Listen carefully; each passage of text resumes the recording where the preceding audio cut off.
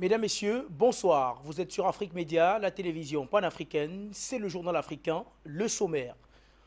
En Éthiopie, l'armée fédérale, conduite par le Premier ministre Abiy Ahmed, a donc recueilli ses premiers résultats. Deux villes stratégiques ont donc été reprises par l'armée fédérale d'Éthiopie des mains des rebelles dans le cadre de la guerre conduite par les rebelles du mouvement de libération du peuple du Tigré. Et puis, au long de cette édition du Journal africain, on ira du côté du Mali où on parle de bisbille politique. Le docteur Oumar Mariko a donc été interpellé pour propos injurieux contre le Premier ministre docteur Shogel Kokalamaïga. Nous parlerons de cette actualité avec notre correspondant Monoko Toali en direct de Bamako. Toujours au long de cette édition du Journal africain, on ira du côté de la Gambie où les manifestations se poursuivent. L'opposition manifeste contre la victoire du président sortant Adama Barrow. Il faut retenir que le leader de l'opposition, Darboué, a appelé ses partisans au calme en ce qui concerne la présidentielle, l'élection présidentielle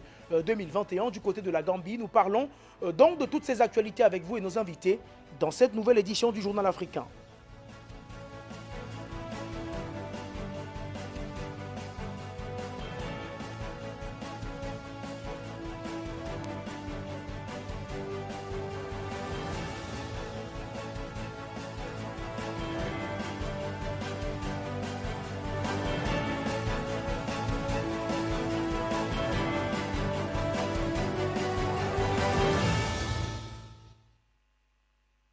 Messieurs, rebonsoir et merci de nous retrouver sur les antennes de la télévision panafricaine Afrique Média pour cette autre édition du Journal africain. Chers téléspectateurs, merci de nous recevoir chez vous. L'édition de ce soir, nous la débuterons par l'Éthiopie où l'appel lancé par le Premier ministre Abiy Ahmed semble désormais porter ses fruits. L'armée fédérale éthiopienne a annoncé lundi avoir repris deux villes stratégiques, Déchié et Kombolcha, situées sur la route reliant Addis Abeba au nord du pays et à Djibouti. Il y a un mois, le Front populaire de libération du Tigré menaçait de marcher dans la capitale après avoir pris le contrôle de ces localités. Le Premier ministre éthiopien, annoncé sur le front depuis fin novembre, a laissé entendre que les rebelles subissaient de lourdes pertes et étaient incapables de résister à l'assaut de l'armée. Le porte-parole du TPLF parle plutôt de repli stratégique face à la puissance de feu de l'adversaire, une poussée des forces loyalistes qui n'est pas sans appréhension. Lundi, les États-Unis et leurs alliés occidentaux mettaient en garde contre une chasse aux sorcières perpétrée par le gouvernement éthiopien. Nos partenaires ont lancé, comme vous l'avez dit, un appel fort, une condamnation ferme contre la conduite que nous avons vue. Nous appelons le gouvernement éthiopien à cesser cette détention massive sur des bases ethniques, a déclaré Ned Price, porte-parole du département d'État américain. Dans leur communiqué commun, ces puissances citent les informations d'Amnesty International et de la Commission éthiopienne des droits humains faisant état d'arrestations de Tigréens à grande échelle, dont des prêtres orthodoxes, des personnes âgées et des mères avec leurs enfants. Selon l'ONU, la guerre en Éthiopie a déjà fait plusieurs milliers de morts, plus de 2 millions de déplacés et a plongé des centaines de milliers d'autres personnes dans des conditions proches de la famine depuis que le conflit a éclaté en novembre 2020. Nous sommes avec Gamal Abina pour commenter cette actualité éthiopienne. Bonsoir à vous, Gamal Abina. Eh bien, le Premier ministre Abiy Ahmed a annoncé sur le front de bataille. On récolte les premiers fruits de ces opérations sur le champ des combats du côté de l'Éthiopie. Tout à fait. On constate qu'on est très loin des champs de victoire monumentaux qui étaient annoncés il y a encore 2 ou 3 semaines, où, rappelons quand même que les Tigréens prétendaient pouvoir prendre la capitale. La première contre-offensive, il y a 4 villes importantes qui tombent sous l'escarcelle du Premier ministre Abiy Ahmed. On se rend aussi compte que l'ONU, qui tirait à boulet rouge et qui était très alarmiste sur les conditions de famine potentielle qui auraient frappé les Tigréens, est beaucoup moins en phase par rapport à ce discours, puisqu'évidemment, il y a eu des voies d'approvisionnement qui ont été mises en place. Et surtout, on ne prend pas en considération une réalité par rapport au Premier ministre, c'est qu'il a fait un appel à la fois aux combattants recrutés quasiment de force par les forces tigréennes et en même temps, il a fait appel aux mères de ces combattants pour qu'elles les ramènent à domicile. Toutes ces conditions ont poussé effectivement les Tigréens qui jouaient leur va-tout à radicaliser leur position, mais finalement, en annonçant soi-disant un repli stratégique, c'est ce qu'ils annoncent pour faire croire, pour expliquer que non seulement ils ne prennent plus la capitale, mais qu'ils perdent des villes en cascade, que soi-disant ils se repiraient sur un plan stratégique. Ils ne démontrent qu'une seule chose, c'est qu'effectivement, le Premier ministre, qui a fait un appel à la nation pour résister et pour contrer l'offensive, finalement remporte la mise. Donc aujourd'hui, les officines américaines sont en difficulté parce qu'elles avaient soutenu de façon très évidente ce qu'ils appellent l'opposition, mais en vérité juste l'équivalent de 7% de la population qui tenait le réel pouvoir à l'origine. Cette réalité commence à s'inverser. Le soutien de la Chine et de la Russie, qui n'ont pas fait mystère de leur soutien total vis-à-vis du gouvernement légitime, encore une fois, rappelons quand même que c'est un gouvernement qui a été élu dans les règles et il n'y a pas de raison de remettre en cause la qualité de cette élection, eh bien, les Chinois et les Russes ont pris leurs responsabilités et ont demandé aux Américains de stopper cette propagande et cette offensive qui, aujourd'hui, se matérialise plus sur le terrain, puisque la défaite est consommée, mais surtout dans les réseaux sociaux, sur Internet, particulièrement une façon de décrédibiliser le pouvoir, puisqu'il ne reste plus grand-chose pour les attaquer sur le terrain physique et militaire. Sabina, comment d'après vous on peut expliquer actuellement la position américaine? On a écouté dans la brève Ned Price qui parlait au nom d'une communauté internationale, entre guillemets, qui demandait au pouvoir du Premier ministre Abiy Ahmed de cesser les arrestations contre le peuple tigrien. Il y a quelques semaines encore, ces derniers semblaient vouloir que ces rebelles du Tigré prennent la capitale, étant donné que ces derniers ont été voués à l'échec. Comment on peut expliquer la nouvelle position américaine, Gamal Abina? Alors, la position américaine est constante. L'objectif était de déstabiliser la région, ce qu'ils ont très bien fait. On se rappelle ce qui s'est passé au Soudan, on se souvient de la destruction de la Somalie, on se souvient de cette instabilité chronique qu'ils mettent en place systématiquement lorsqu'ils interviennent dans une région. Les États-Unis ne sont pas des faiseurs de paix, contrairement à l'idée reçue, ils ne l'ont jamais été. Ils sont toujours arrivés sur les théâtres de guerre, souvent à la fin de la guerre, comme à la Première et la Seconde Guerre mondiale, mais en aucun cas pour amener la paix. C'est surtout pour contrôler la région lorsqu'ils interviennent. On l'a vu au Vietnam et un peu partout dans le monde. Donc aujourd'hui, les Américains sont en difficulté parce qu'ils ont parié sur le mauvais cheval. Ils ont cru que parce que l'essentiel des cadres de l'armée éthiopienne venait des Tigréens, eh bien, ça ferait s'effondrer, comme on l'aurait pu l'imaginer, l'armée fédérale, l'armée donc légale. Ça n'est pas arrivé. Ils ont essayé de refaire le coup de la Libye, ça n'a pas abouti. Et aujourd'hui, les Américains sont bien piégés parce qu'ils ont à la fois en face d'eux un homme déterminé qui a amené à lui la population, car la popularité d'Abiy Ahmed n'a pas été entamée, loin s'en faut. La mobilisation qu'il a demandée était au rendez-vous, bien que forcément, ce ne sont pas forcément des gens très entraînés, mais ils sont très, très déterminés pour protéger leur pays.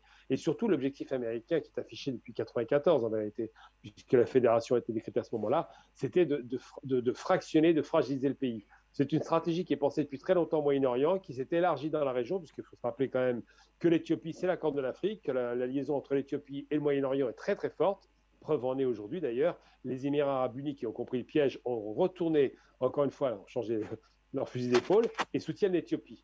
Donc l'Éthiopie a le concours de beaucoup de nations, pas des moindres, hein, je parle des Émirats, mais bien évidemment de l'Iran, de la Chine, de la Russie, donc ce qui est en gros le nouveau bloc de l'Est qui est en train de se mettre en place. Et les États-Unis sont coincés dans leur manipulation et leurs mensonges. Il ne leur reste donc plus qu'une seule stratégie pour obtenir gain de cause, pour donner le sentiment qu'ils étaient dans le bon côté, dans le bon camp en vérité, puisqu'ils ont été dans le camp de ceux qui ont quand même provoqué la guerre, il ne faut pas oublier. Il ne leur reste plus que la seule stratégie de défense, de dire qu'il va y avoir, c'est un classique en vérité, il va y avoir une sorte de guerre ethnique et un nettoyage ethnique. C'est toujours la même stratégie. On l'a observé avec le Sud-Soudan, on l'a observé avec le Darfour. À chaque fois que les Américains se positionnent, ils invoquent des droits de l'homme qu'ils ne respectent évidemment pas, parce que les droits de l'homme les intéressent tant qu'ils n'ont pas bombardé le territoire. Et surtout, ils invoquent les droits de l'homme pour diaboliser la personne qui légitimement rétablit la paix civile sur son territoire. Les États-Unis sont très embêtés parce qu'en vérité, ils ont perdu la main dans la région et qu'il ne reste plus que la propagande pour tenir le coup. Alors évidemment, les différents envoyés spéciaux qui vont être envoyés vont donner le sentiment qu'ils veulent la paix, mais la paix sera imposée malheureusement, on peut le dire, par les armes, parce que le Premier ministre Abiy Ahmed a pris l'initiative de l'attaque. Ce prix Nobel de la paix est devenu chef de guerre parce qu'on l'y a forcé. Ce prix Nobel de la paix est allié avec un pays avec lequel il a fait la paix, qui est donc l'Érythrée, et les Érythréens qui ont voulu se rebeller, je parle bien des militaires, c'est bien de cela dont il s'agit, ce n'est pas le peuple, il ne faut pas mélanger le peuple et les dirigeants. Les Érythréens qui ont voulu se rebeller sont pris en tenaille entre deux forces qui sont très coercitives et qui, on avait tendance à l'oublier, sont des forces très bien équipées. Ce ne sont pas des petites forces militaires auxquelles ils sont confrontés. Donc les États-Unis sont coincés, ils ne peuvent pas intervenir parce que les Russes et les Chinois les ont mis en garde. Ils ne peuvent pas contrebalancer l'offensive du Premier ministre Abiy Ahmed, qui a eu le courage d'aller sur le front, bien que ce soit risqué. Et surtout, ils ne peuvent pas inverser le cours de l'histoire, à savoir que l'Éthiopie a décidé de redevenir souveraine sur son territoire et qu'elle restera souveraine. Les États-Unis, sur ce coup-là, ont perdu la partie d'échec.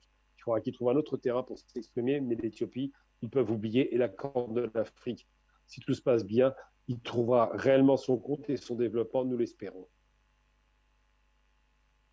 Gamal Abina, on va peut-être sortir rapidement avec cette dernière question. Vous avez bien fait de mentionner le fait que le peuple éthiopien a répondu massivement à l'appel du Premier ministre Abiy Ahmed en ce qui concerne la défense de l'Éthiopie. Mais quelle position, d'après vous, doit adopter le gouvernement du Premier ministre Abiy Ahmed en face d'Amnesty International et également de la Commission éthiopienne des droits de l'homme? Parce qu'il faut le dire, c'est sur les informations procurées par ces deux organismes que les Nations Unies et la communauté internationale s'appuient pour faire leurs rapports, les rapports qu'ils font quotidiennement. Quelle est la position que le gouvernement éthiopien doit adopter face à ces deux entités d'après vous? Alors c'est simple, d'abord on commence par le début. Les Érythréens ont tué 600 personnes, ce serait intéressant de rappeler qui a ouvert le feu. Ensuite et surtout, l'Éthiopie, évidemment qu'il y a des exactions. Depuis quand, et c'est pour ça que moi ça me fait rire, depuis quand une guerre est propre? Les guerres sont sales, les guerres font des morts, les guerres sont tenues par des hommes qui souvent peuvent déraper, c'est vrai. Maintenant, la question qui se pose, c'est de savoir est-ce que le Premier ministre ou son gouvernement ont donné des directives pour qu'il y ait des exactions? La réponse est évidemment non. Rappelons quand même que c'est la population érythréenne appartient à l'Éthiopie, que les populations qui sont en difficulté aujourd'hui sont des populations qui ont été ou prises en étau entre deux ou trois types de combattants, les combattants légitimes, donc le gouvernement, les combattants illégitimes, donc les rebelles, comme on les appelle aujourd'hui, cette coalition de rebelles qui a été fabriquée par Washington. Mais en vérité, la défense, elle est simple, c'est l'attaque. Moi, je pense qu'il faut dire simplement, s'il doit dire quelque chose, vous voulez nous montrer du doigt pour des exactions qui auraient été commises, c'est approuvé, mais il est évident que dans les guerres, de toute façon, il y a toujours des dérapages, qu'effectivement, s'il veut prendre la balle au bon, il rappelle ce qui a été fait en face, et surtout qu'il rappelle que si dans son côté, il y a eu effectivement des exactions, et elles ont pu arriver, c'est normal, c'est une guerre malheureusement, eh bien, les gens vont être poursuivis. Ça s'appelle un rétablissement du droit et rétablissement évidemment de la dignité d'un peuple. Il en va de la dignité et de la crédibilité du Premier ministre. Mais je ne peux pas entendre de la part d'instances internationales qui ont fait croire, par exemple, que Kadhafi allait tuer sa population, que soi-disant il serait objectif. L'objectivité peut être remise en question là aussi. Donc il faudrait qu'il y ait une enquête multipartite, non pas seulement orientée côté ONU ou Nations Unies, mais surtout que des États indépendants qui ne sont pas partie prenante dans cette guerre puissent faire une enquête avec des observateurs qui soient au minimum objectifs. Et quand je dis observateurs objectifs, ce seraient des Africains et des Européens, pas d'Américains, pas de Russes, pas de Chinois. Ça me paraîtrait le plus raisonnable dans l'histoire. La réponse simple à apporter, c'est de dire on fait une enquête. Et effectivement, au terme de l'enquête, si on constate qu'il y a des exactions, les gens doivent être poursuivis, des deux côtés, bien évidemment. Merci à vous, cher Gamal Abina, d'avoir répondu à nos questions dans le cadre de cette édition du Journal africain.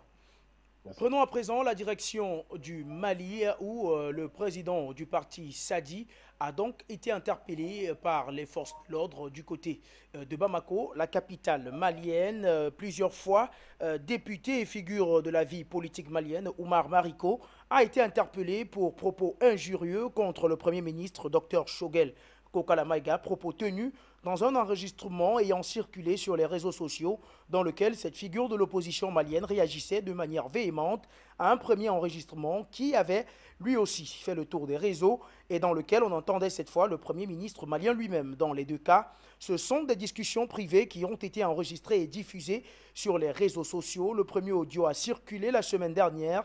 On y entend le Premier ministre Choguel Maïga parler à Damadou Sanogo et expliquer que le leader du coup d'État de 2012 avait échappé à un vrai jugement sur le fond dans l'affaire des militaires bérets rouges assassinés, car il détenait trop de secrets sur le trop de politiciens maliens et même sur la France qui aurait, selon cet enregistrement, tenté de faire assassiner l'ancien putschiste. La voix de Choguel Maïga semble facilement reconnaissable, mais comme le rappelle un proche du Premier ministre, avec la technologie, tout est possible. Ni ce proche, ni Choguel Maïga lui-même, ni ses conseillers à la primature n'ont souhaité confirmer ou infirmer l'authenticité de cet enregistrement. Aucun commentaire non plus sur la véracité ou la fantaisie de son contenu, simplement décrit comme un non-événement du côté de Bamako. Ce Oumar Mariko lui-même ne s'est pas privé de faire dans un autre enregistrement.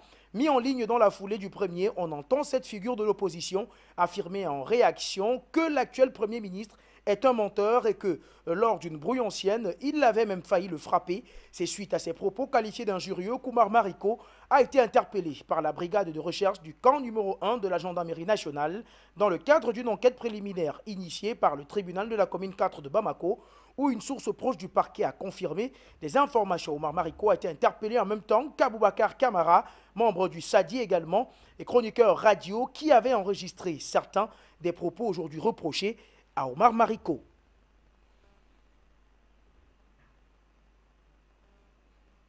On vous retrouve en direct de Bamako, Monoko Toali. Je rappelle, vous êtes le correspondant permanent de la télévision panafricaine au Mali. Bonsoir à vous, Monoko Toali. Eh bien, dites-nous-en un peu plus sur cette brouille politique entre le docteur Oumar Mariko et le Premier ministre docteur Choguel Kokala Maïga. Technique, mais je vous attends très bien, mais je ne sais pas si vous me recevez, mais à la matière, il s'agit de deux vocaux qui ont circulé sur les réseaux sociaux. Deux vocaux qui ont circulé. Le premier vocal, c'était pour le Premier ministre lui-même et un autre vocal pour Dr Oumar Mariko. Alors, dans les deux cas, les autorités maliennes ont jugé utile de les interpeller, ont donc interpellé Oumar Mariko par rapport au fait qu'il aurait donc ici tenu des propos qui seraient tout à fait en désaccord avec le respect des institutions, compte tenu du fait que le Premier ministre Choguel Kokala Maïga est chef du gouvernement. Il n'était donc pas indiqué qu'on lui colle des injures ou des attitudes qui ne seraient pas appréciables. Alors, donc, depuis, il faut le dire, depuis hier, il est entre les mains des autorités maliennes qui ont donc bien voulu bien l'attendre sur ce dossier. Mais ce qui est important, Oumar Mariko est une figure de proue de la lutte depuis pour qu'il ait la démocratie au Mali. Il en a participé depuis 1991. Il a été l'un des leaders syndicaux, l'homme de l'AEM. Il a même participé à la transition en qualité de ministre. Après, il est revenu sur la scène politique en créant son parti SADI, à la faveur duquel il a été député à l'Assemblée nationale du Mali. Mariko n'est donc pas un inconnu parce qu'il fait partie des figures de proue de la lutte de la démocratie dont le Mali est aujourd'hui une référence en matière de démocratie. Il fait donc partie de ceux-là même qui ont mené la lutte pour le renversement du régime dictatorial de Moussa Traoré. Oumar Mariko, aujourd'hui, va être rattrapé par rapport à ses propos, le propos qu'il aurait tenu et qui ne prenait pas aux autorités, comme quoi il aurait insulté le Premier ministre Choguel Kokala Maïga. Je parlais tantôt de deux vocaux. Le premier vocal, c'était celui du Premier ministre lui-même, dans lequel il a bien lessivé la mouvance démocratique qu'il a accusé comme responsable de tout le tort que subit aujourd'hui le Mali. Il a parlé de beaucoup de choses, mais à tout état de cause, celui qui est au pouvoir a toujours les leviers. On n'a donc pas bien compris pourquoi les deux vocaux qui n'émanent pas d'eux, qui sont sortis, on ne sait exactement d'où. On peut donc interpeller Oumar Mariko et l'autre vocal ne pourra pas faire l'objet d'interpellation, mais toujours est-il que la politique a ses secrets qui ne nous sont jamais révélés. Est-ce qu'aujourd'hui on sait si Oumar Mariko a été libéré?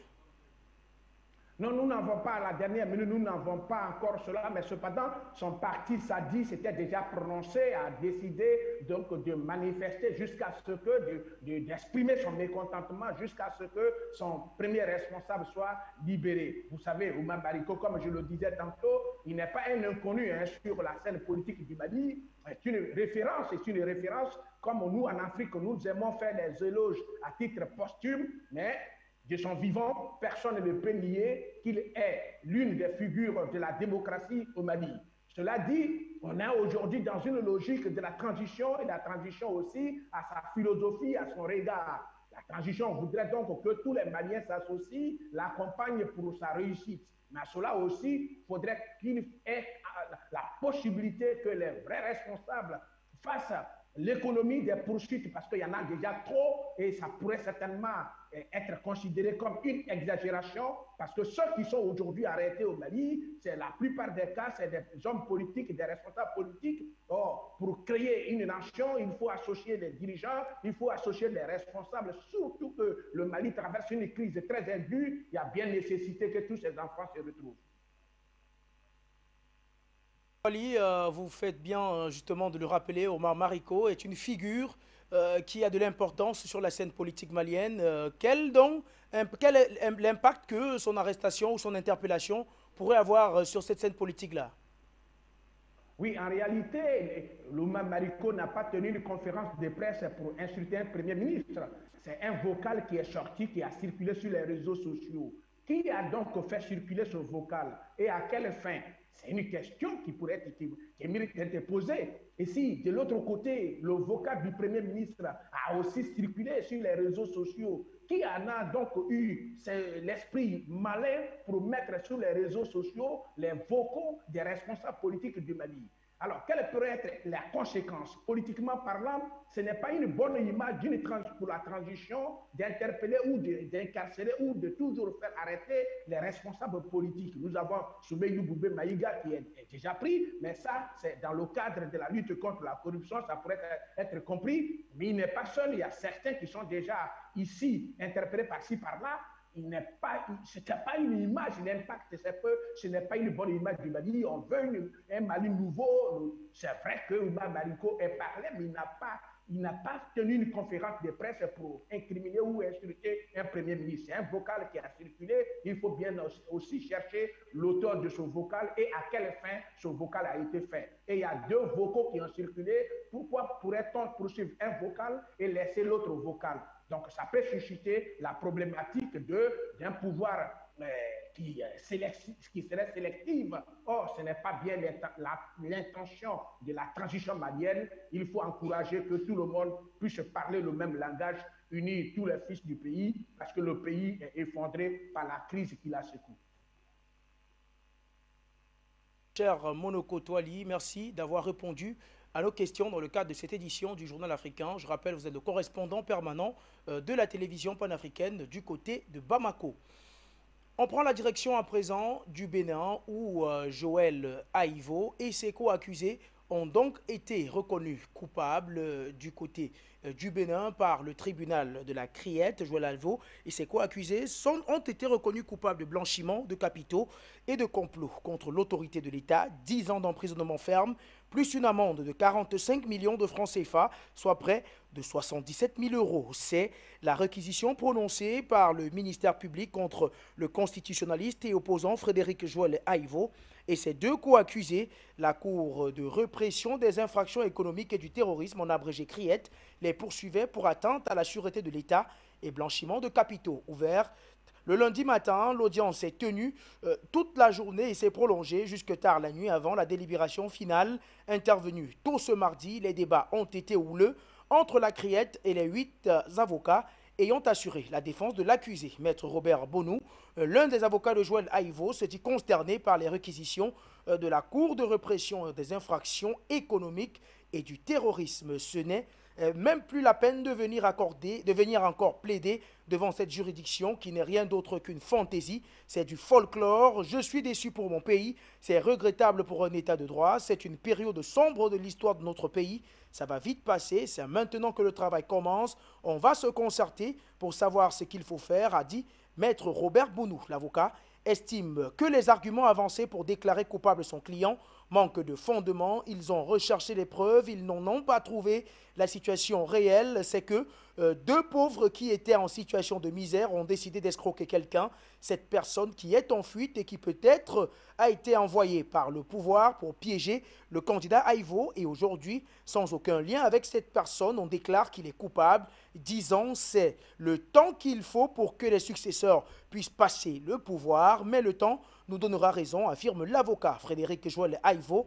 qui a manifesté son intention de prendre part à la présidentielle de mars 2021, a été arrêté le 15 avril à Porto Novo, au lendemain de l'annonce de la réélection du président Patrice Talon, avec plus de 86% des voix, puis avait été mis en examen et incarcéré pour atteinte à la sûreté de l'État et blanchiment de capitaux. Vendredi prochain, ce sera au tour de l'opposante Rekia Madougou de passer à la barre pour financement du terrorisme. Elle a été arrêtée le 3 mars 2021.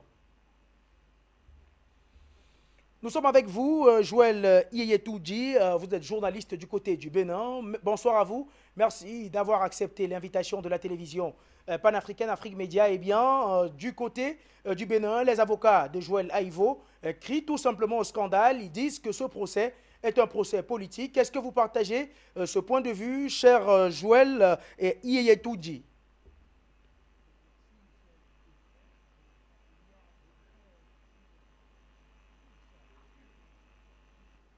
Des avocats, un avocat, ça défend son client, ça c'est vrai, mais c'est un fait que l'arrestation de Joël Aivo est intervenue dans un cadre bien précis, un cadre politique. Alors, qu'on parle aujourd'hui de procès politique, ça va de soi. Et il faut constater que d'abord, ça a été un flagrant délit parlant de ce dossier Joël Aivo avant que l'on ne décide d'aller au fond du dossier. Au fond du dossier, les avocats à la barre ont demandé à avoir des éléments tangibles prouvant que leur client, le principal, le très en vue, le constitutionnaliste Joël Aivo est vraiment impliqué dans ce qui lui est reproché. À la démonstration, les avocats, comme vous l'avez d'ailleurs annoncé, sont arrivés à la conclusion que leur client n'est vraiment pas concerné par ce dont on l'accuse. Je vais plutôt rappeler certains propos du concerné à la barre. Je le cite, Joël Aivo, en ces termes: « Je suis poursuivi pour avoir incarné une alternative démocratique pour mon pays. Je suis poursuivi pour avoir préparé une candidature indépendante capable de provoquer l'alternance au sommet de l'État. » Je m'en arrête là. Oui, au demeurant, on peut dire qu'il y a anguille sous roche. Joël Aivo, aux premières heures de ce qui a appelé campagne itinérante pour amener le peuple béninois à s'approprier sa conception de ce qui peut être une gouvernance modèle. Au début, peu y croyaient, mais par la suite, on s'est rendu compte que ça a commencé par prendre la mayonnaise. Eh bien, c'est là que le plus difficile a commencé pour le constitutionnaliste. Et dans les actes, ce qui a suivi, vous l'avez aussi constaté avec cette levée de bouclier, 5 ans, c'est 5 ans, comme pour dire, l'occupant du fauteuil, dès que son mandat vient en terme, doit pouvoir lâcher prise. Et l'homme est allé au-delà, il n'y a pas eu que du discours, il a manifesté sa volonté d'avoir ce qui à un moment donné était le goulot d'étranglement pour les politiques, le parrainage, pour pouvoir se présenter. La suite, vous la connaissez, les conditions de son arrestation. Et donc, quand on met bout à bout les faits, oui, la piste politique n'est pas exclue. Alors, quand on voit l'environnement politique du Bénin, l'environnement actuel, et quand on se rappelle aussi les propos de l'actuel occupant du fauteuil présidentiel, oui, on peut se dire qu'un jeu politique se joue au niveau du judiciaire. Donc, c'est la suite qui nous permettra de tirer d'autres conclusions. Mais avec beaucoup de recul, l'analyste peut dire que ce n'est pas étonnant ce verdict, si on doit prendre le terrain politique. Pourquoi ? 2023 se trouve être un carrefour important. Ce sont les élections qui s'annoncent, des élections décisives pour l'occupant du fauteuil présidentiel, mais aussi pour les autres. Le Bénin aujourd'hui a une Assemblée nationale monocolore, ce que les gens appellent exclusive, une seule coloration, rien que des formations soutenant le régime au pouvoir. 2023, les autres formations en liste devront batailler pour pouvoir occuper le fauteuil à l'Assemblée. Joël Aivo, s'il parvenait, s'il avait recouvré sa liberté, forcément, pour la posture politique qui est la sienne, il faut s'attendre à le voir à l'Assemblée. Et qui dit l'Assemblée, les pas pour la présidentielle ne seront donc pas bien loin. Et politiquement, il ne faut pas prendre de risque. Et l'occupant du fauteuil a montré qu'il n'a jamais pris de risque. On essaie d'anticiper les choses. Et logiquement, sauf surprise, s'il y avait quelque chose qui pourrait tomber, et peut-être en bien pour lui, c'est moins de 10 ans. Mais une condamnation à ce à quoi on a assisté, politiquement, ça peut s'expliquer. Mais alors, quand on va au-delà des faits politiques, il faut dire que le procureur, lui, a fait aussi ses analyses, mettant les éléments bout à bout. Je vais parler du procureur spécial Mario Metonou, qui n'a pas manqué d'éléments non plus. C'est un autre débat des hommes de droit. Mais lorsque la politique s'invite au niveau de la justice, vous comprenez que c'est toujours difficile pour démêler les chevaux. Et que dit le procureur spécial? La thèse de complot contre la sûreté de l'État est constituée, d'après le procureur spécial, explique-t-il, l'intention de coup d'État est établie chez le prévenu, l'un des co-accusés de Joël Aïvo, M. Boni Saré Issiakou, et les preuves qui l'accabent seraient découvertes à son domicile. Lorsque le ministère public prend tous ces éléments et conclut que Joël Aïvo est un bénéficiaire du complot contre la sûreté de l'État. Il n'y avait pas péril à la demeure, mais s'il fallait rendre justice pour l'État, ce qui a été fait, c'est bien ce que nous connaissons tous. Est-ce que les avocats de Joël Aïvo vont essayer de faire appel? C'est là la grosse interrogation. Ils ont Toby déclaré vouloir aviser. Donc les prochains jours, nous situerons par rapport à la posture des avocats de Joël Aïvo. Mais Joël Iyetoundi, est-ce que ce n'est pas un peu facile de parler de procès politique dans ce genre d'affaires, puisque constamment, dès qu'un homme politique est arrêté, que ce soit pour détournement, que ce soit pour corruption, directement écrit au scandale, il appelle à une chasse aux sorcières, il appelle à une cabale. Est-ce que du côté du Bénin, en ce qui concerne l'affaire Joël Aïvo, ce n'est pas un peu la facilité que de dire que ce procès est un procès politique?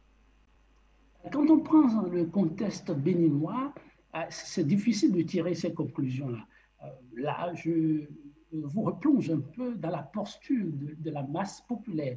Il y a eu quelques antécédents quand on prend un peu la criette avec les types de procès qui ont eu lieu. Le cas Joël Aïvo n'est qu'un élément parmi tant d'autres. Donc, avec les précédents qu'on a eus avec la criette, beaucoup sont beaucoup plus portés vers la thèse de complot politique. Un homme qui est en train de payer le prix de son audace politique. Alors, c'est à la criette qu'il revient de faire un travail, les juges, je veux dire, de faire un travail, peut-être pour gagner le cœur de ceux qui sont encore sceptiques. Et Dieu sait qu'ils sont très nombreux à avoir cette juridiction faire un travail en toute indépendance, en toute transparence. Et c'est là toute la grosse interrogation. Une première chance a été donnée à la criette lorsqu'elle a essayé de faire un toilettage, mais ça n'a pas donné une seconde chance à ceux qui sont accusés. Mais ceci n'a pas apaisé non plus les cœurs. C'est tout le problème. Et l'autre élément que j'ai évoqué un peu plus tôt, c'est un peu les conditions de l'arrestation de Joël Aïvo. Un monsieur suffisamment représentatif, comme on dit, qui au sortir des cours universitaires a été interpellé comme on peut interpeller un vil individu. Ensuite, c'était parti pour un cas de flagrant délit. Et après, les choses ont évolué. L'accusation aussi, et il était question maintenant d'étudier le dossier au fond. Voyez-vous, quand les gens mettent tous ces éléments ensemble, ils se disent, mais est-ce qu'il n'y a pas vraiment anguille sous roche? Ils sont nombreux à se refuser de croire que ce qui a été fait a été purement de la justice. Tout comme fait, la criette a conscience de ce qu'elle a un travail à faire pour rassurer les Béninois que ce qui se fait essentiellement pour la République et que les jugements ne se font pas à la tête du client. Et ça reste vraiment à démontrer. Alors, on peut bien citer les cas. J'ai voulu faire économie, on est dans une édition, mais voilà toute la réalité. L'histoire d'abord de la création de la criette, ensuite certains jugements rendus qui sont restés à polémique, et puis les conditions d'arrestation de Joël Aïvo. Vous l'avez dit tout à l'heure, il n'y a pas que Joël Aïvo, il y a Reki Amadougou, les éléments avancés, le collège d'avocats, il faut voir leur parcours. C'est vrai, il faut le marteler, les avocats ne sont que là pour défendre leurs clients. Ils savent présenter le blanc pour du noir, le noir pour du blanc, vice-versa.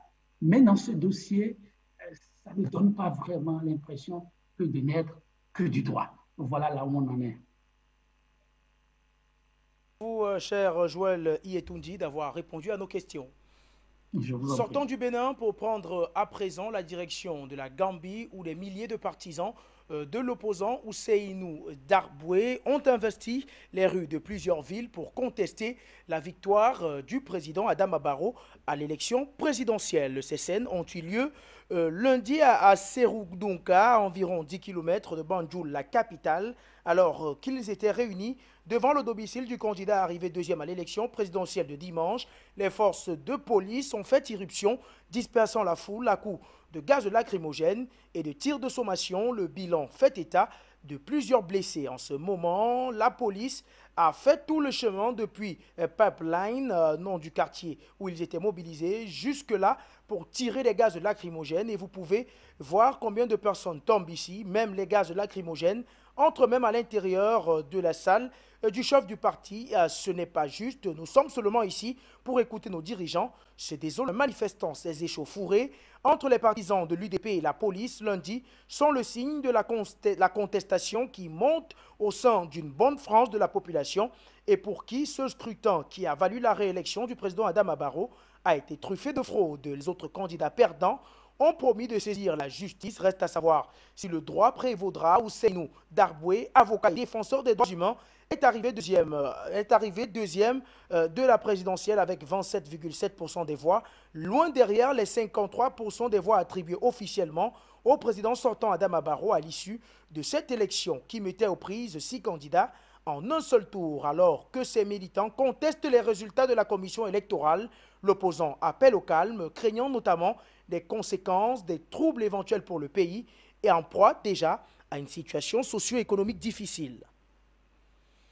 On sort de la Gambie pour le Burundi avec cette triste nouvelle. La prison centrale de la capitale Gitega a donc été ravagée par un incendie tôt ce mardi matin. Il y aurait 38 morts et 69 blessés graves selon le vice-président burundais qui s'est rendu sur les lieux à la tête d'une délégation gouvernementale. Prosper Bazombanza et 4 de ses ministres, ceux de l'Intérieur, de la Justice, de la Santé et Solidarité, étaient sur place en fin de matinée pour constater les dégâts à la prison centrale de Gitega. On ne connaît pas encore l'origine de l'incendie. Il se serait déclaré vers 4 h du matin, heure locale, surprenant les détenus dans le sommeil. Des témoins confirment avoir vu d'immenses flammes s'élever et calciner entièrement certaines parties du bâtiment pénitentiaire. En août dernier, un incendie s'était déjà déclaré à la prison de Gitega du fait d'un court-circuit. Il n'avait pas de victimes. Cette fois, le bilan est très lourd, mais l'établissement est surpeuplé avec, selon l'administration pénitentiaire,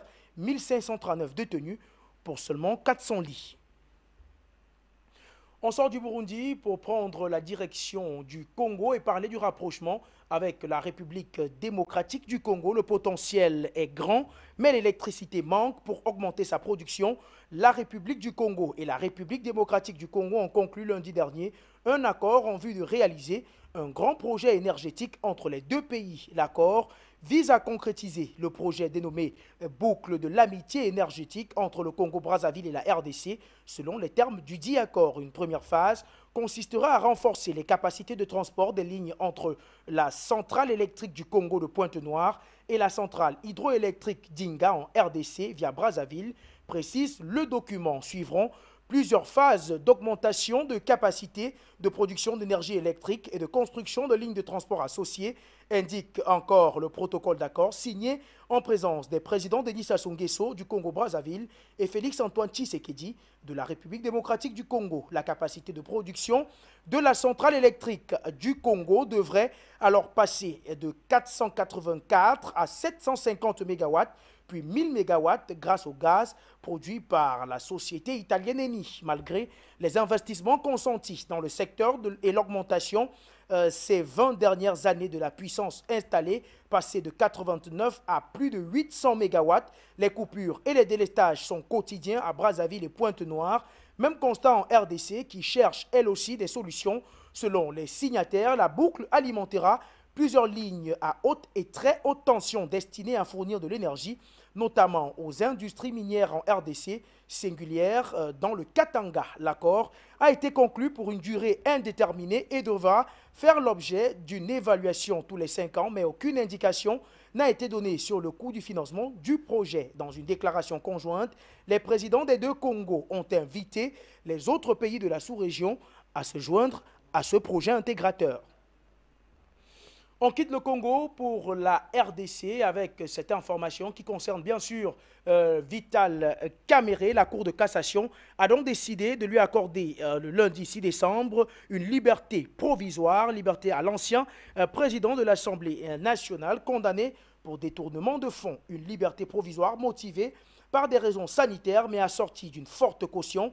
Vital Kamerhe devra débourser 500 000 $ américains pour jouir de cette liberté provisoire qui lui est accordée pour des raisons humanitaires, selon la télévision officielle qui cite sur son compte Twitter la cellule de communication de la Cour de cassation. La décision a été motivée par le tableau médical très critique du leader de l'UNC et jusque tard lundi, les formalités étaient encore en cours. C'est en milieu d'après-midi que cette libération provisoire a été décidée. Pour se prononcer, la Cour de cassation s'est réunie en chambre de conseil à 2 reprises, vendredi et lundi, et a entendu Maître Pouloussi, l'avocat de Vital Kamerhe, allié de Félix Tshisekedi, pendant l'élection de 2017 pour ensuite devenir son directeur de cabinet.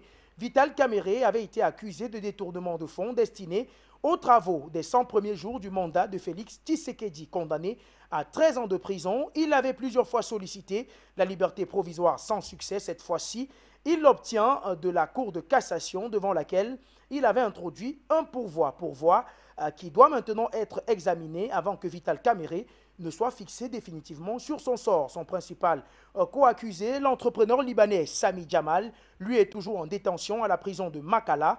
Il avait été condamné à 6 ans en appel. Son avocat, Maître Jamal Taleb, se réjouit de la libération de Vital Kamerhe et espère qu'il en sera de même pour Sami Jamal. Nous sommes avec vous, Grâce Tchounza, vous êtes analyste politique pour commenter donc cette actualité. Bonsoir à vous, merci d'avoir accepté l'invitation de la télévision panafricaine. Eh bien, est-ce qu'on peut dire que cette nouvelle est une bonne nouvelle pour le camp Vital Kamerhe?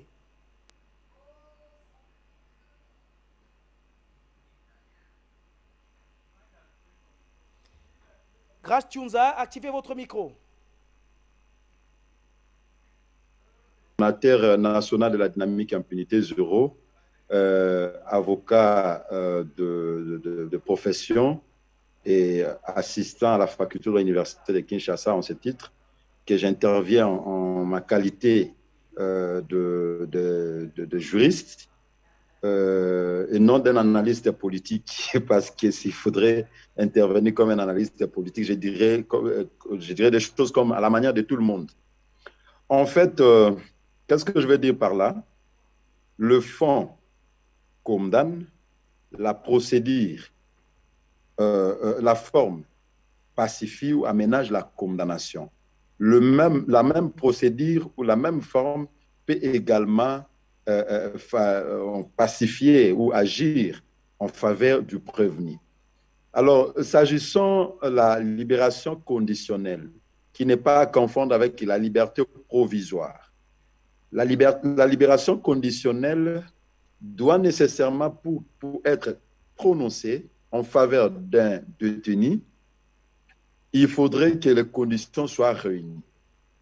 En fait, la libération conditionnelle de Vital Kamerhe a observé la procédure, a observé les motivations. C'est pourquoi le juge a décidé en sa libération conditionnelle. Je ne sais pas dire comme tout le monde que nous sommes dans un état bananière où les droits ne sont pas respectés. Mon combat, c'est la lutte contre l'impunité. Mon combat, c'est la lutte contre la corruption. Mon combat, c'est la lutte contre toute forme d'inversion de valeur. Alors, dans le contexte actuel du Congo, je pense que ça a valu la libération conditionnelle de Vital Kamerhe. Là, il faut voir les circonstances des temps et des lieux. Les circonstances des temps et des lieux, on nous motive sa santé qui est problématique pour pouvoir accorder cette libération conditionnelle à Vital Kamerhe. Mais moi, je dis Vital Kamerhe, lorsqu'il sort de la prison, il jubile, il était en bonne forme. Et donc, ça, c'est ça la politique ou l'homme politique congolais. Et aujourd'hui, je ne suis pas contre en fait sa libération conditionnelle parce que je n'ai aucune affaire personnelle avec Vital Kamerhe, mais je suis contre la manière dont l'on est en train de faire observer l'état de droit en République démocratique du Congo. À noter, tout celui qui était poursuivi ou condamné pour les faits de détournement est en liberté. Eteni Longondo, ex-ministre de la Santé dans le gouvernement Sylvestre Ilunga, était poursuivi pour les faits de détournement. Il est en liberté. Nous avons Willy Bakonga, ex-ministre de l'enseignement primaire et secondaire en République démocratique du Congo, dans le gouvernement Sylvestre Ilunga, est maintenant en liberté. Aujourd'hui, Vital Kamerhe est en liberté. En un mot, ce que nous pouvons retenir en République démocratique du Congo, c'est une consécration de l'impunité. La justice d'hier sous Kabila, c'est la justice d'aujourd'hui sous Tshisekedi. Le combat doit commencer et aujourd'hui, j'en invite à travers votre média, parce que vous êtes les médias africains, je sensibilise tous les Congolais, partout où ils se trouvent, de se liguer pour lutter contre l'impunité en République démocratique du Congo, contre les régimes de prédation, les régimes de sacralisation des antivaleurs, l'actuel régime de M. Félix Tshisekedi. En un mot, pour conclure, la libération conditionnelle de Vital Kamerhe, les motivations au-delà de ce qui a été évoqué pour pouvoir justifier l'injustifiable par le juge de la Cour de cassation, nous avons les motivations purement politiques. Et c'est parce qu'au lieu de créer en fait les institutions fortes, nous connaissons dans notre pays et en Afrique dans sa généralité les hommes forts. Et les hommes faibles doivent lutter pour la création des institutions fortes en République démocratique du Congo.